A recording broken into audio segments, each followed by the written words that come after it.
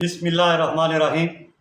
आज हम बात करेंगे कि ज़िंदा जिस्म पानी में डूब जाता है जबकि मुर्दा लाश पानी पर क्यों तैरती है।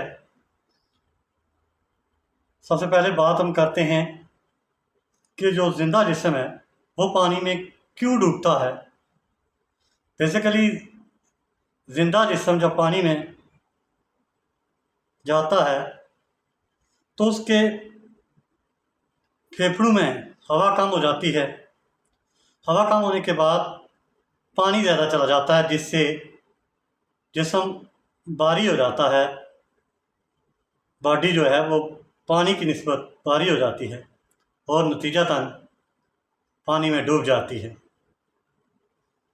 इसके बरक्स जो मुर्दा लाश है वो पानी पे तैरती है। इसकी वजह यह है कि जो लाश है उसमें डिकम्पोजिशन का अमल होता है, गलने सड़ने का अमल शुरू होता है डेड बॉडी में, जिससे गैसें पर्टिकुलरली मीथेन गैस पैदा होती है और फेफड़ों में गैसेस ज़्यादा हो जाती हैं।